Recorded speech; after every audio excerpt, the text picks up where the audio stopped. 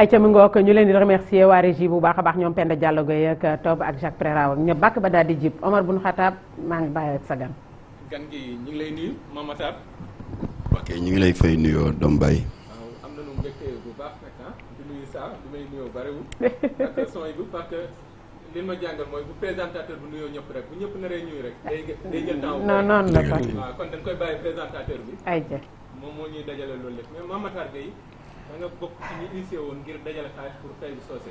ngir mu génn ci kaso bi ñaata ngeen dajalee ko. waa xam nga dama bëggoon profiter ci Taku Show. di dénk sama bopp di dénk tamit mbokku téléspectateurs yi baat yi dossier judiciaire boo ci xamul lu bari da nga ciy maanu ndax àq dafa gaaw ndax da ngay dugg ci réseaux sociaux yi mbaa ci yeneen yi média gis ñoo xam ne ñu ngay def réquisitoire yu tàng jër mel ni procureur jëmale ko ci doomu jàmbur wala am na ñu joxe sax verdict mel ni juge tribunal correctionnel ci loo xam ne xamoo ci dara àq dafa gaaw te mën nga cee for bakkaar boo xam ne dara jaru ko maa ngi koy baamtuwaat fii Tahib Socé du jaaykati or Tahib Socé du jëndkati or Tahib Socé li ko dal daf ko dal ci cadre activité bu tubaab tuddee intermédiation dans le cadre d'une transaction commerciale sur l'or maanaam ci wax ju simple mooy da doon dox diggante kuy jënd or ak kuy jaay or. mais Mame Matar nga baal ma mais yow li ngay bañal ñeneen yaa ngi koy def yaa ngi àtte parce que yaa ngi seetal ñu taxal te dégluwoo version wu ñi ko taxal. ki ko taxal maa ngi koy nuyu bu baax di Alaaji Bouchri Sall woo na ma ci coobare boppam ndax man xaw ma ko xaw ma numéro ñu jokkoo téléphone 45 minutes muy crédit bu bari ndax Dubaï la ma woowee maa ngi koy gërëm ndax loolu mënoon na ko ci bañ a fekk mu nettali ma affaire bi de A à Z ma ne ko yow ndekete yaa Tahib Socé ay victime lañu mu ne wax dëgg yàlla ndax man mii di wax ak yow man Bouchri Sall tëdd naa ci kaso foofu ca Dubaï xam nga ñu bari xamuñu ci loolu alors ma ne ko kon nag nañ ko régler entre jullit te yow kenn mënu la cee mere ndax plainte bi nga def mënuloo woon def leneen lu dul loolu ndax ka diggee woon ne dana joxe 30 kilos or non seulement lekk na sa xaalis yow Bouchri Sall ak naar ba la yónni woon pour nga jëndal ko or muy 146 millions waaye ba fii ñuy wax livré wul 1 gramme d'or ba pare buub xaalis bi yëpp ne ba xër ñett daw bitim réew bàyyi la yow ci jafe-jafe ba caabi xam nga moom tëj nañ ko ci kaso. tëdd na ci juróom benn weer ba génn. Dubaï waaw caabi féetali ginnaaw caabi féete ginnaaw Tahib Socé kon na ngeen boole seen doole ak seen pexe rëbb waa ji ngeen jàpp ko ba mu remboursé lii nga xam ne ñun ñu ngi koy dajale pour fayal Tahib Socé. ñaata ngeen dajaleegu. voilà kon loolu laa la bëgg a wax kon attewuma du atte. bismillah voilà victime la ni Bouchri nekkee victime benn ab saay-saay moo leen nax ñoom ñëpp alors kon nag lii dal Tahib Socé moom la tubaab di tuddee victime de sa naïveté et de sa bonne foi mën na la dal mën na ma dal mën na dal ku ne loo tax na ba ma ko seetee kaso dama ko ne yow Tahib ndem si yàlla si rahmatullahi alayhi Abdou Latif Gueye yaay na la ndax ñoom ñaar seen kóllëre yàgg na ëpp na 20 ans maa mës a fekk Latif nee ko ndax Latif moo xam ma xam Tahib Socé moo ma ko présenté en 2002 Latif ne ko Tahib mu ne ko la béyk mu ne ko baax nga lool waaye li yàq sa affaire da nga war a bàyyi koo gis nga jàpp ne yow ni nga dëggoo ak ni nga mënee sàmm kàddu nga jàpp ne ñëpp noonu la ñu mel loolu erreur la lii moo la dal tey rafet njort bu ëpp moo tax ñu saay-saaye la ma ne ko nag bu ma xamoon ni da nga def escroquerie mba nga tooñ Jamra du ci dugg waaye dama ko gëstu te ki nga joteel woo na ma téléphone 45 minutes version bi ma jox loolu nga ma jox kon victime nga moom victime dañ la jàppale mu ne ma d'accord alors ñu daal di jóg def point de presse pour yégal askan wi ne dañuy def benn fundraising maanaam opération de collecte de fonds benn waay ne ma boo leen ci associé woon naataangoo ustaasam yi xëy na dana leen gën a may doole masalan ku mel ni Iran Ndaw nga xam ne ràññeeku na ci wàllu yooyu alors ma daal di woo Iran ne ko bëggoon nañ nga ñëw dugal sa loxo ci mbir mi ndax créé nañ benn comité de soutien pour la libération d'Oustaz Tahib Socé mu ne Maxtaar rus naa la loolu waaye lii ngeen def si teg loxo bañ ko jëkkoon teg loxo moom Tahib Socé en 2015 bëggoon naa def lu mel nii mais Tahib moo ma freiné ma ne ko lu tax mu freiné la te muy ustaas ni yow ngeen xam ne dañ ko tooñ mu ne ma moo ma ne boo leen ma collecté le xaalis fayal ma indirectement dafay mel ni nangu naa ne man maa jël te jëluma waaw ma ne ko loolu yëpp waxtaane nañ ko leer na kaso laa jóge nii d'accord na mu ne waaw mais làmmiñam ak sama nopp rek doyal diwuma sa kàddu de waaye dama bëgg moom mu wax ci làmmiñam ma dégg sama nopp ma delluwaat Rebeuss wax Tayib loolu mu ne d'accord na ñu daal di yónni Moussa Mbuub ak beneen ustaas bu ñox ustaas Fadel Gaye ñu dem Rebeuss jox ko numéro Iran Ndaw Tayib Socé jël téléphone am woo Iran déggal ci boppu boppam Tayib jox ko feu vert Iran ne kon nag d'accord naa dinaa leen fekk si yéen comité bi ñu daal di ànd nag organiser benn premier téléthon le samedi 1er août bañ ko organiser ba téléthon ba jeexee parce que ñu ngi ko démarré 21h. mais yooyu yëpp dund nañ ko mais boo bëggee def jeunesse bi. déedéet jeex na jeunesse ba jeex na léegi bañ ko defee ñu am 15 millions samedi bale la samedi ba dellu siwaat muy le 7 mooy samedi bii passé sénégalais yi góorgóorlu ñu daal di jógee 15 ñëw ba 78 millions voilà foofu la ñu toll kon nag li si des bariwul. léegi nag da nga may ma sànni flèche Sa Ndiogou yow dama la faraloon bi nga amee contentieux ak Kouthia dem naa grand soir nga invité ma grand soir ma dal ci kaw Kouthia. néew Kouthia suñu waay nga. te muy dëgg ndax Kouthia dafa defaral Jamra benn spot gratuit ba ñuy xeex contre Jakarta. sàngara su bon soo si ñuy jaay 100 francs te muy sànq xale yi. moo ñu defaral benn spot bu am solo. après naa la ko yónnee WhatsApp gratuitement laaj ñu dërëm kon xam nga Kouthia suñu waay la yow suñu waay nga. mais terewul yow laa àndaloon. ndax Kouthia nee naa ko Kouthia gor sa wax ja. ca final ba. yow yaa ne Sa Ndiogou bu coupe bi ñëwul di nga fab sa ñaari soxna yi. ak yow sa jëmu bopp paqueté jox ko Sa Ndiogou. waaw sàmmoo sa kàddu. joxoo Sa Ndiogou dara. joxuma dara ma ne ko léegi soxna yi mën nañ la jéggal waaye yow. nga livré sa bopp. ndax Sa Ndiogou bëgg na koy sangal ay xar yi ku koy fobereel kër gi. kon yow laa faraloon. waaye léegi. adduna bul la dafay wëlbatiku. mbirum Tayib Socé ñëw. Kouthia woo ma. Maxtaar foo ne ma ne ko maa ngi ci studio bi maag Iran Ndaw ñu ngi nii di recevoir affaire yi. mu ne ma man day dama ci bëgg barkeelu ma ne ko bisimilah. mu daal di annoncé somme bu am solo. boo xam ne du ma ko wax fii. ma ne ko loolu rafet na. te yàlla dogal. kii Kouthia xettali. ustaas la. comme Sa Ndiogou. arabisant la. comme Sa Ndiogou. te Sa Ndiogou gisaguñ ko. kaay léegi nag sànq ci kii nee naa ko bu ñu toggee ci plateau bi bu ñu ci waxee ma wax ko. sànq ne fekk naa ko ca biir ni ko. mënoon nga ko jël coulisse yow law laay ma ni ko yow Kouthia ci defante ngeen dëkk. dégg naa joxe na 50 000 francs. loolu la teree joxe 100. au moins sax jabaru Kouthia yi nii. ñun kat ñii Kouthia war nañoo jox 100. non neexul a defal mais ça tontu war ngaa mën a joxe 100. man li ma la waxoon dama koy wax. Mam Matar. parce que ça temps d'antenne la joxe. joxewul dara temps d'antenne joxewul dara. ça joxewul dara. xam nga li sooy bu wax. Kouthia doon na la 1000 parce que bi ñu lancé quête bi. waaw Mam Matar woo naa la grand soir. nga ñëw wax ci. Kouthia invité wu la. waaw dëgg te tey mi ngi ñëwaat. ñaata nit ñoo dégg loolu. pour mën cee participer. dëgg tey it fii yëf yi toll. woowaat nañ la. waaye alal dafa jege ngir nga xol mën a expliquer. alal la jege xol. ba may ma rek. génneel 100. Mam Matar nag man léegi man damay ñëw man ci dama am ñaari question yoo xamante ni bii moom laa la bëgg a poser. bi ci njëkk Tayib Socé musta nangu mbir mi. bi mooy li Iran Ndaw expliqué woon. ñu dem ba ci yàgg mu accepté ko lan moo tax mustoon a nangu pour fay ba tey mu war a nangu pour daadee fay ci anam yi ñu fayal ko ci anam yu demee nii lan moo waral loolu bëgg naa nga ñëw ci ñaareel bi est-ce que yéen bu fekkonte ni ngeen dajaloo nii def ket bi dajaloo woon ngeen ko dem ci ñenn ci kilifa yi ci biir réew mi est-ce que kon mbir mi du gën a gaaw te it du ëpp sutura que ni ñu jël mbir mi teg ko ci place publique daadee demander pour nit ñi jàppale ki nga xam ni mooy Tayib Socé pour man Tayib mënoon ngeen a dem ci yenn kilifa yi nga xam ne ñi ngi ci biir réew mi ak délégation bi yéen ñooñu bu ngeen àndee je pense que ni sax récolte bi doon gën a gaaw pour mbir mi daal di yomb. waaw mel na ni sa première question bi am na lu ma si jot a tontu tuuti. moo di en 2015. waaw bi ko caabi féetee ginnaaw bu njëkk mooy plainte bu njëkk a ñëw. naataangoom Iran Ndao waaw bëggoon na def lu mel ni lii ñu def ñun mais Taïb moo ko freiné waaw ne ko kaso metti na dëgg la waaye bugguma nga dajaleel ma xaalis defal ma ket fayal ma. mu mel ni que indirectement man Taïb nangu naa ne maa def te defuma. dañ ma escroqué. dañ ma njublang dañu profité si sama rafet njort. dañu dal ma alors Iran retiré wu.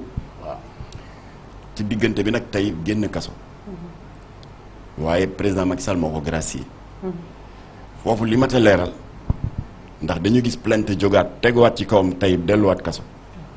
li ma ta leeral mooy grâce présidentielle dafay effacer lii seen waaju xarañ ji sant Ndiaye mu tudd lii ñoom Pape Ndiaye di wax la peine privative de liberté maanaam grâce présidentielle dafay far daan bañ la doon daan ba nëbbale jant bi loolu lay dindi dafay tijji bunt bi nga génn féex waaye grâce présidentielle du effacer bor grâce présidentielle mënul effacer sanction financière loo tax na ba mu génnee boroom xaalis bi daal di ko may ak diir mu gis ne yëf yi soppeekuwul mu daal di delluwaat yëngalaat tribunal tegaat ko loxo loolu waral mu duggaat ni ci kaso bi.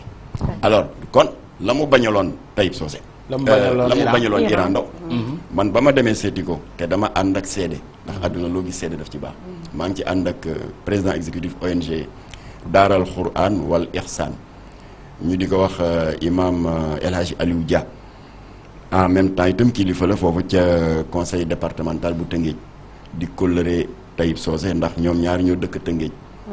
Taïb ba nga dëkk ca quartier Sëñ Mansour Sy ma ànd ak kooku ca kanamam ma nettali ko freiné gi mu freiné woon Iran Ndao ba tax na Iran mënula am sañ-sañ fekk si ñi ci comité bi. alors ñu ne ko léegi yow rek yaa ko mën a libéré ndax ñun soxla nañu Iran oustaz la comme yow te xarañ na.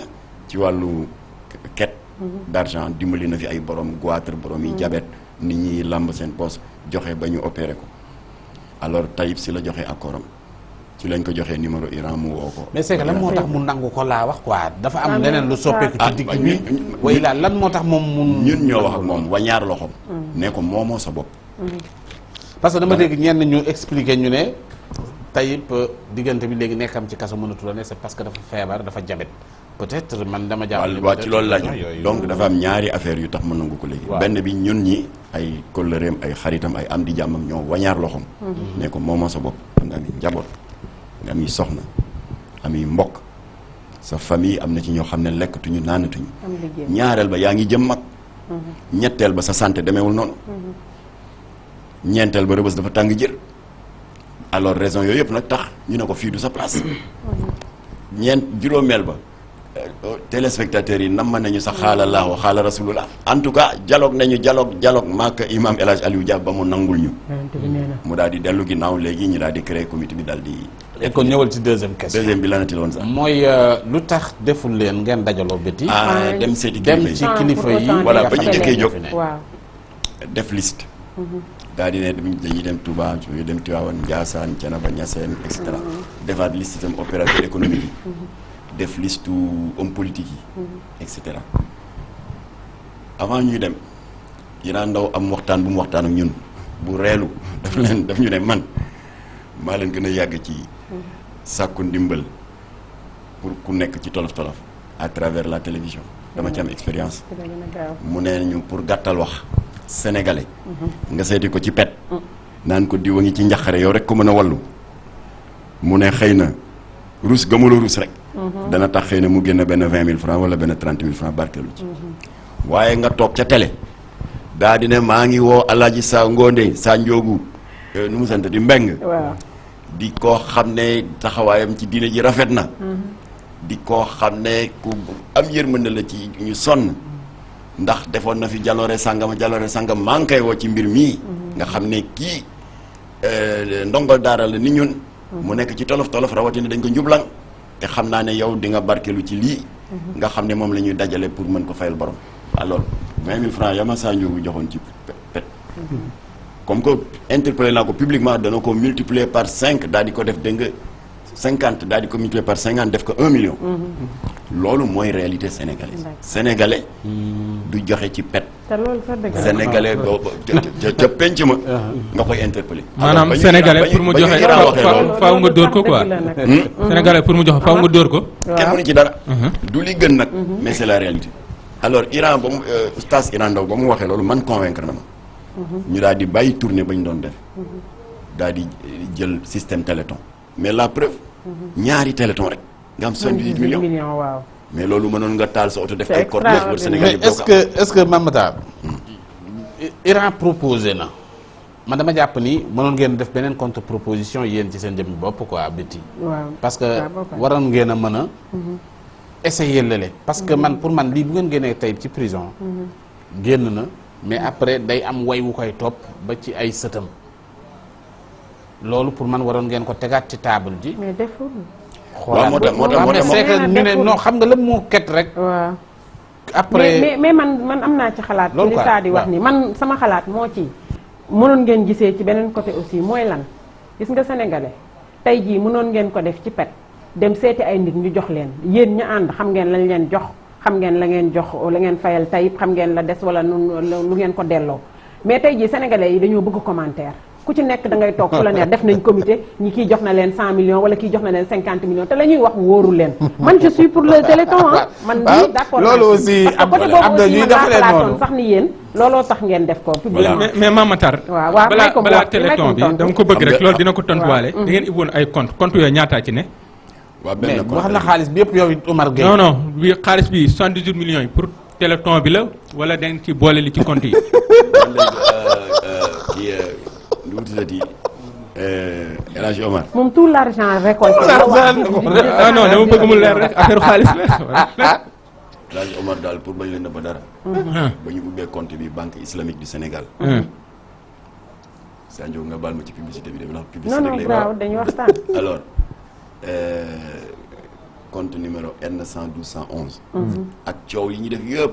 sport yi ñu def yëpp pour mobiliser nit ñi. tiens-toi bien. ñaata. la jot a dugg ay 10 000 ak 15 000 et cetera bañ ko totalé yëpp. dégg nga. 385 000. Sénégalais ak compte ba li ngeen wax yëpp. Sénégalais bu mais ça information baa ngi nii. alors mujj gi nag. ñaata solution béti bi la ñu mujj def. waaw. c'est-à-dire li béti wax. dafa am ñaari njariñ. d'abord par souci de transparence. ndax gis ngeen bi Iran Ndao tàmbalee téléthon bu mujj bi le samedi 7 am na leeral yu mu def dafa ne liir nañu ci média yi. ne am na benn waaye yàlla qui a préféré garder l'anonymat. nee na joxe na 30 millions waaye bu kenn tudd turam maa ngi leeral ne loolu lu dëgg. loolu dafa am solo parce que bu ñu ko leeralul woon réseaux sociaux yi di ko jàllale dañ naa yaay comité bi seen affaire leerul. ñu ngi ciy dund. ñu ngi ciy dund de. moo tax mu ne maa ngi leeral ne du dëgg. deuxièmement am na keneen ku wax ne am na benn kilifa diine joxe na 3 millions Iran Ndao ne comité bi mu ngi leeral ne loolu tamit amul. alors donc premier njariñu téléthon ngoog mooy di nga mën di leeral en direct. deuxième njariñ bi moo di ku la jox. dana am confirmation ne la mu joxe egg na. voilà. damay joxe sama kaaman. le maire de la commune d'arrondissement de Dakar Plateau. Alioune Ndoye. te du moom rek la ñu lancé nañu appel 19 maires des 19 communes yëpp. mais yàlla dogal na moom moo réagir. Aliou Sall réagir. dégguma ko de. bu ci boole waale 400 000 yi tey. dégguma ko de xëy na mu ngi ci yoon bi. parce que samedi prochain la ñuy clôturer. alors Alioune Ndoye bu ko neexoon. convoqué ma. wala mu convoqué le coordonnateur du comité muy oustaz Cheikh Fadel Gaye ndax ñun ñoo soxla mais deful loolu dafa taal otoom nee ma foo dëkk ma tegtal ko mu ñëw ba foofu ñëw indil ma 1 million. xam nga maag moom rek la. waaw waaye dama dem sa penc ma. gis Iran Ndao nee ko Alioune Ndoye le maire de la commune d'arrondissement Dakar Plateau moo joxe 1 million yi dama bëgg nag boo jëlee parole nga siiwal ko tudd turam ak somme bi pour mu xam ne la ma jox egg na. voilà. kon nag loolu téléthon moo ko mën a régler. waaye def délégation bureau di fëgg. waaw foog ñu tuumal la. waaw dañ lay tuumal. saa ñoo xam nga yow ni dëkk bi mel. dafa am ñoo xam ne du ñu dimbali nit. du ñu xettali nit. du ñu taxaw ku am ñax ku nekk ci njaqare. du ñu taxaw ku sonn seen métier. dañuy dem seeti waa réseaux sociaux yi taxaw ci rond point bi dank seen kurpañ fanaanal di xaar di xool kuy dimbali bu ñu yégee ne béti dimbali na Sa Ndiogou ñu saaga béti saaga Sa Ndiogou ngeen ko ñi dara seen métier la alors kon nag avantage yu Téléthon mooy lu ñëwul leeral kon ne dara ñëwul lu ñëw tuddal turu borom ak som bi ba pare tam maa ngi profité ci takku show bi pour wax képp ku joxe sa dërëm te déggoo ñu tudd sa tur woo ma nga jàmbat ko wala nga woo Iran Ndaw ci 77 012 42 42 ñu leeral ko tout de suite wala koo jox xaalis te sa xaalis eggul te tudduñu la na nga ko woo parce que nga woo ma wala nga woo Iran Ndaw mais Mamatar tey jii xaalis bi waroon naa mat ci li ma jëlee ci samay source man mooy dafa am benn kilifa bu yor fii benn kuréel gu mag damay bañ a def publicité jala sant moom dafa ne woon boo leen tollee ci lim temps bu ñëwee mu mottali ko est-ce que loolu am la. waaw kooku ñu ngi koy gërëm jarul ñuy tudd turam ndax bëggul ko tudd turam. waaw moo tax tudd ma ko waaw. ñu ngi koy gërëm waaye nag fi may wax yow am na délégation bu jóg imam Cheikh Fadel Gaye jiite leen ànd ak ñoom oustaz Adom bu voilà ñu ngi jëm ca waajooja. kon loolu am na. parce que yegg ngeen ci lim bi mu waxoon quoi. voilà non kooku dafa ne rek. joxewul lim boo leen defee deuxième téléthon bi. ba ma xam ñaataa manqué. waaw ngeen ñëw informé ma ñu waxtaan ci loolu rek la wax xamuñu nag ndax day complété xamuñu ndax day joxe moitié bi et cetera waaye daal manqué nañu 22 millions pour mu mat. léegi kañ kon yéen dem leen ci moom jarul troisième téléthon. waaw moom laa la wax c'est fait. am na délégation bu war a jëm ci moom. alors ci biir loolu il faut ñu sant élèves yi. parce que man dama fa gis seen bu daw yaram. benn xale bu amee asthme. waaye parcelle la doxe xam nga lu mu yor. nee na bëgguloon paas si 5000 francs am mu toj donc dafa bëgg mu nekk ñu mënoon mu doxee parcelle ba Sen TV doon bëgg yéeg escalier yi Fadel moo ko freiné sax ne ko yow wéruloo wax ma sa tur ak sa kii rek daal di jënd tàngal manta may ko mu macc pour mu xaw a dal parce que nee na Taïb Socé moo tax mu fonk diineem wallaay daawul woor daawul julli daawul def dara dafa sàgganoon diineem ci di ko déglu ci la fonke dinam mu am keneen itam cas yu daw yaram yi bari na mais am na keneen mu ngi ma woowee France ab tuubeel la nee na moom du woon catholique du woon jullit ma ne kon lan nga woon mu ne païen laa woon waaw man sama cosaanu maam yu jëkkee animiste ci laa nekkoon donc ab tuubeel laa Taïb Socé moom ma génn ci musiba boobu dugal ma ci diine l'islam bari na ñu mu dimbali alors ba tax na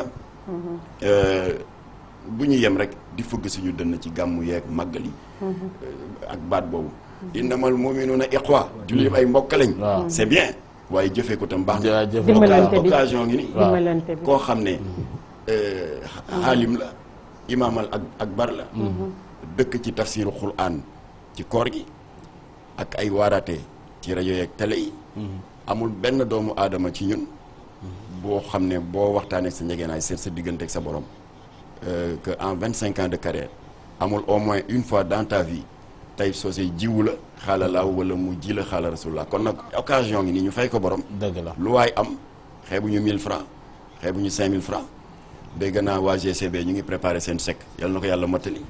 Sa Ndiogou tam am. mais Mamatar Mamatar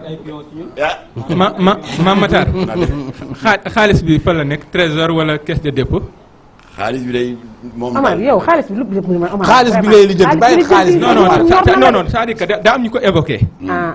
ci xaalis bi fu mu war a ne xaalis bu tollee ci benn somme bi warul du nekk ci ay loxo dafa war a nekk ci trésor public wala caisse de dépôt consignation fa la nekk. waaw mais xam nga dégg naa tam beneen waay bu naan waaw les collectes d'argent sont réglementées le procureur doit s'autosaisir que c'est illégal. daal di ci dolli nag ne ci wàllu charia tam charia rafetlu ko. kon ñaari tontu la laaj. premier tontu bi. ay ziar ak màggal ak gàmmook yooyu. ñaata milliards lañ ciy collecté. kenn xamu ko. jaar na trésor. jaar na caisse de dépôt et de consignation. non. kon nañu may jàmm. beneen bi naan charia àndu ci ak yooyu. may fàttali ne. et je parle sous le contrôle de oustaz Sa Ndiogou. arabisant la te ci daara la jóge. bu mag a mag. bu mag a mag. waaw. alors chariatul muhammadiya dafa nii. suñu boroom liim na ñi yelloo asaka. je peux citer dans le désordre. waaw fuqaraaw yi masakin yi donc les indigents les pauvres jatuur yi donc les veuves jirim yi les orphelins lim na ci itam ñi feebar lim na ci itam ku amee bor waaw loolu Taïb Socé am na bor wala amul bor am na bor kon yelloo na ko wala yelloo kay waaw kon ku ci joxewul sa dërëm te yéene woo ko ko waay ngir yàlla bàyyi ñu dëgg la Baba alors te boo nee sariya xaraamal na ko nangam ñun sa ay ndongo lañu moom suñu professeur la nañu ne alxuraan saar sàngam aya sàngam waaw wala bu dee ci addis yi nga sukkandiku pour wane ne fayal borom xaraam na nga ne addis bu ñu soloo ci Bukhari wala bu ñu soloo ci Muslim waaye jékki rek ne sariya c'est ku ne mën na ko voilà kon nag dañuy ñaan yàlla mu defar xol yi mu laabal xol yi nañu yéenante jàmm nattu bii dal oustaz Taïb Socé mën na dal ku ne ci ñun rafet njort moo ko dal saa ngi nii ku rafet njort la waaye mën naa jékki benn bés rek man ma profité ci rafet njort mi mbëkk gu metti boo xam ne su boobaa dina soxla ndimbal fekk man maa ko lor kon mën na dal ku ne kon nag nañu yéenante jàmm ku ko yéenewul sa dërëm nag nga bàyyi ñi ko yéene jàmm ak seen dërëm ñu dimbali ko mu génn ci li mu ne dëgg la temps bi jeex na de xanaa rapidement rek man nag li ma ci bëgg yokk mooy ça ñu ngi wax ni bu fekkee dañu seet yi kooku doon leen wax bu ngeen atteindre benn somme man dinaa complété même buñ defaatee téléthon bi nit ki mi ngi ci kaso bi njabootam mi ngi fi am na soxla yu koy xaar la ca des mën nañ ko dimbalee bu ñu fayee bor bi ba pare donc bu même bu ëppee somme bi ñu soxla aussi ba tey mën na servir man li ma ci bëggoon dolli rek Mame Makhtar wax na ko bi ma ci def vidéo bi ñu koy doog a jàpp dama wax ni bu ñu fexee ba ñu saay-saay ñi wala ñu jubadi ñi di génne imam yi ci biir kaso bi wala ci xat-xat yi mooy diine perte na benn élément te yëguñu ko daf ko wax moom imam waruñoo toog di seetlu béti borom xam-xam am jafe-jafe ñu koy ketal parce que fii am na fi kër yoo xam ne boo duggee seen sët yi rek mën nañu yëkkati 100 millions joxe ko mais lu tax ñuy seetaan commune Taïb Socé ak li mu defal diine ji li mu defal askan wi li mu defal umma islam bi ñu koy seetaan fii yu mel noonu man pour man jaaduwul bi affaire bi amee premier li imam wax pour ci téléthon bi dafa am kilifa gu ma woo rak Serigne Modou Kara Mbacké la xam naa dina seetaan dama def vidéo bi mu woo ma ni ma dinaa la jox ay numéro jox ma ay numéro kilifa yu bëree bëri mais gis nga koo ci woo li imam wax rek du la sax faale koo ci nii mbiru Taïb Socé kilifa moo ma jox sa numéro pour nanga ñun la baax na dinañ ko régler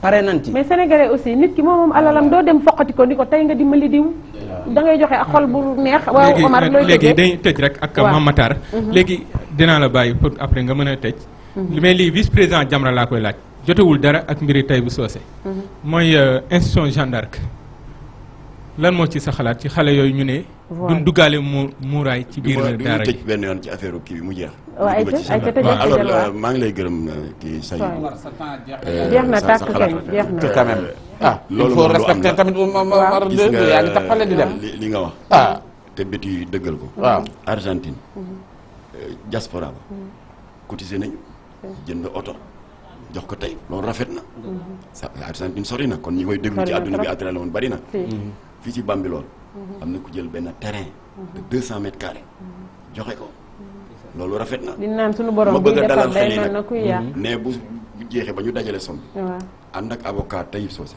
dem tribunal toog ak avocat wu plaignant bi fay juge compté ba mu mat ñu jox waa ji signé bu juge defee benn ordonnance de main levée ba yoon teggi ko loxo ba mu génn dinañu def point de presse pour annoncer adduna bi yëpp qu'on va déposer une plainte contre kii njublang bi lekk xaalis bi te teg Taïb Socé nattu bi ba kooku ana njabootam d'accord daw na boo jànga gàmm léeg-léeg ñu gëstu parce que ñu ngi koy topp ñun dégg ñu ne daw na mu nga Mali léeg-léeg ñu jékki-jékki mais am na bés ak dëgër fit ñëw na ba Medina Sabax gi am ay problème yu mu fay réglé daal di dawaat génn Sénégal mais dinañ ko jàpp d'accord oustaz looy tëjee yal na yàlla sottal yëpp waaw lu mu doon wax sànq affaire wax parce que moom lekk temps wu jàmbur la fa nekkee Jeanne d'Arc li fa xew du gulet ndax xam nga mag ñi dañuy naan ku artuwul di nga atte ñun jëkkoon nañu lancé alerte en 2011 boobu ñeenti école ñoo defoon lii Jeanne d'Arc def tey dañ koy fàtte toujours mu di dégg nga collège catholique privé Yacine Thiandoum bu Grand Yoff mu di collège Anne-Marie Javoué bu Médina abbé David Boila bu Thiès ak Didier Marie bu Ndar ñoom itam dañu ne woon rentrée scolaire 2011 2012 ku fi indi hijab ak muuraay tu es indésirable seeni parents d'élèves saisir Jamra ne bëgg nañ Jamra toog ci tànku jàmm ñu daal di lëkkaloo ak suñu doomu ndey docteur Cheikh Gueye bu ENDA dal di saisir directement le ministre de l'éducation nationale boobu Kalidou Diallo moo fi toogoon dama ko tënk nii rek alors dès le lendemain le ministre de l'éducation nationale réagir def benn note circulaire non seulement daf ko adressé ñeenti école catholique yooyu ma la wax waaye daf ko élargir à l'ensemble des établissements scolaires privés du Sénégal ne leen les règles et les lois qui régissent le fonctionnement des écoles privées sont toutes